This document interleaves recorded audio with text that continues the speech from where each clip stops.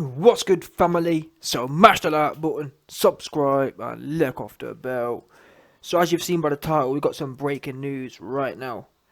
The WBC have essentially made a statement implying that Tyson Fury may be looking at, well, there may be some sort of discrepancy developing with the Fury versus Dillian Whyte fight.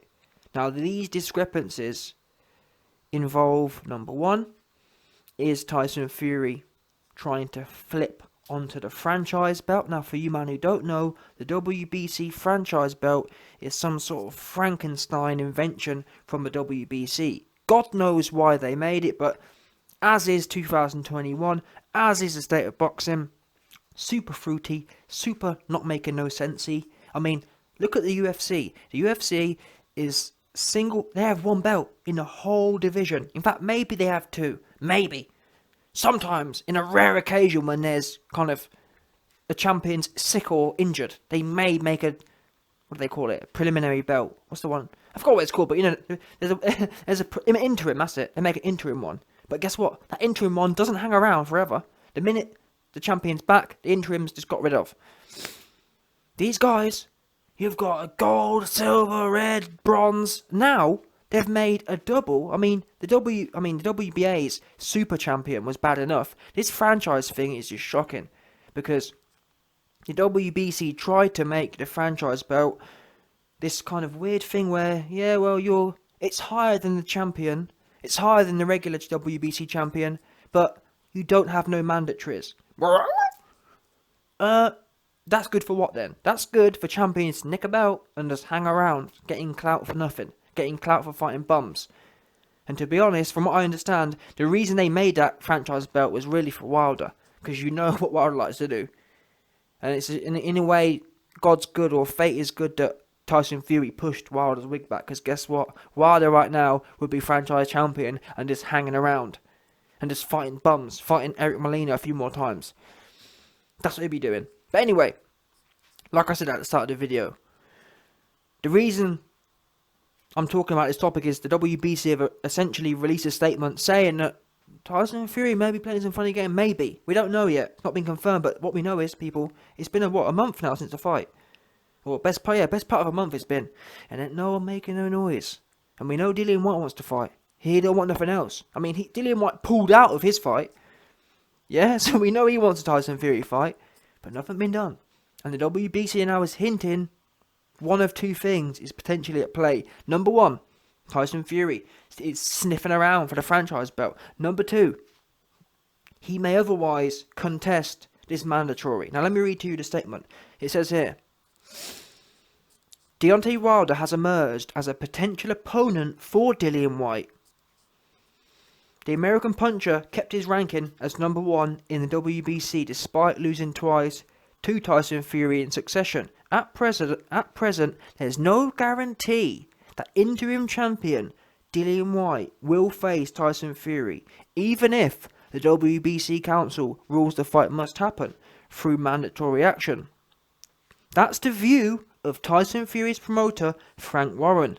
The Hall of Famer says Fury will ultimately choose if he wants to defend the belt against Whyte or not. In quotes, Fisheye said, I don't think anything will happen until the WBC has their convention, which is later this month. I don't think that's going to happen until then. Fisheye has told TalkSport. There's no rush on our side, and there's no rush from Tyson's perspective. As I've said to everybody, it doesn't matter what anybody says. He will do what he wants here. If the deal is right, he'll do it. If he doesn't want to do it, he won't do it. He's his own man, said Fisheye. So there you go then. Now, the statement also goes on. Let me read it now quickly to you.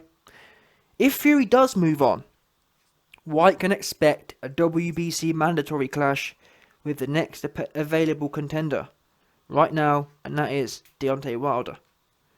It could be some twist if Wilder and Whyte gets ordered, as the pair hold bad blood against each other from years of baying back and forth. Now, there you go. In fact, last sentence is all will get revealed at the WBC convention later this month, with Maurizio Sulaiman announces their final decision.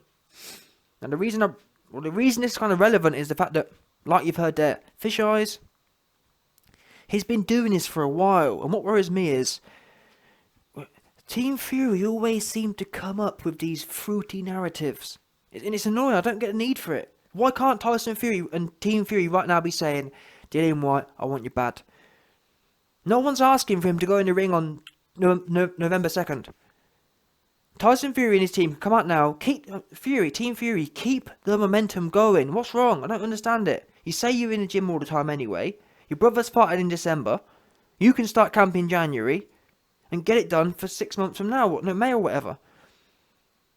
This whole, for me anyway, I know Fury fans will say they love it, but no one can love this. No one can love the uncertainty. Why is Frank coming out and saying, and it's not the first time, I've done videos on it, but I've seen about 3 videos in the last few weeks of Fish Eyes coming out and basically reducing expectations. Oh, he might not fight. Oh, he'll do what he wants to do. No one can control him. Now this reminds me of what? It reminds me of 2021, back in March, and they were saying, oh, it's C19, AJ fight can't happen, and oh, there's no fan. It's weird, it's trying to be awkward for the sake of it. Especially when what's frustrating is, it's one thing, yeah, if both parties agree. For example, if Team AJ agreed, yeah, there's no fans, we can't do it, that's one thing.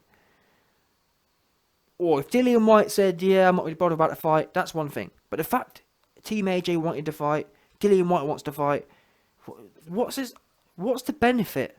It doesn't help your brand at all. Part of me thinks that maybe Team Fury, they're almost in love with being awkward about things and trying to prove a point. Oh, I'm going to prove I'm my own man and do what I want. That's not, in my opinion, I'd like to think I'm a pretty neutral fan. I go where the facts are. And I'm telling you, it's not a good look. Right now, with your momentum, it's a bit like Deontay Wilder. Deontay Wilder had a lot of momentum, and that's why he came out and reversed his statement. Initially, he said, oh, F Fury. Then when he saw that people was giving him respect, he thought, you know what, let me flip this. Well, the same can be said. Tyson Fury right now is on a roll. Bottom line, don't kill that roll with fruitiness. There's no reason for any fruitiness and any indecisiveness about Dillian Whyte, in my opinion. Yes, Dillian Whyte's got heart. Yes, he'll come to fight, but I just think, we'll have to see how it plays out. And that's the thing, I demand to see the fight, 100%. I'm not going to be one of them people, like, for example, I've heard John Fury say, I've heard some cucks on Talk Sports say, oh, we don't need to see the fight with Dillian because we know what's going to happen. I heard some shills saying, yeah, we don't see it, we know Dillian Whyte got beat by Povetkin, and I agree. Dillian Whyte did get beat by Povetkin. Dillian Whyte's chin is suspect based on that, but like I said, if his chin's super suspect, touch it then, innit? Turn it off for him. That's what I believe. If his chin is super suspect, which it may well be, Tyson Fury has every right to turn it off for him. Yeah, switch it right off for him and leave him there, all switched off looking. This whole John Fury and Frank Warren narrative of, oh, we don't need to do it, who's Dillian? Dillian's lost to a 50-year-old man. Well, if it's that, you can't have it both ways. You can't say that Dillian's lost to a 50-year-old man, but then try and find a way not to fight him, or for whatever reason not fight him. And it wouldn't be so bad, yeah. Let's say, for example, the WBC was adamant on doing the mandatory, but the undisputed fight was there. I'd get that, because you're basically saying, why fight an old dude, or why fight a dude who's been smoked when I can fight the undisputed? I'd 100% back that, but what you're basically saying is that, one of two things. Either, why should I fight Dillian? He's no good. And fight who? Or, you're saying, why should I fight Dillian? I want to sit around for another 18 months. Both of them are dumb. Sitting around, hanging around for what? Get sharp. I think half the reason we don't see none of the potential in these fighters is because they spend up, because of the money's gone up. Back in the 70s, you had to fight. Even if you was a big name, you had to fight. Because the money weren't like it is now. These days, you can afford to fight once a blue moon and just hang around. But look at Alvarez. The reason I believe Alvarez just keeps getting better and better and better, even versus his competition. Because his competition hang around. Meanwhile, he's compounding his experience. I mean, he's so calm in there. You never see him flustered. Because he's got that kind of equity now built up. That compounded interest thing going on. Yeah? Get in there and start getting some momentum. Dillian Whyte's the perfect guy. Have a quick go on him. Yeah? Turn him off for him. Now, Dillian, I don't know. Dillian might get put out of the bag. Fair play to him if he does. I don't think he will, but if he does, I'll give him the most credit. 100%. And I'll say to put my hands in the air like I always do. But this whole Fury hanging around... Listen, there's 3 options. Dillian's... Or you can hang around. You can try and fight someone else. Or hang around, try and fight someone else. Or franchise. All 3 of them options suck. And that's from a neutral fan.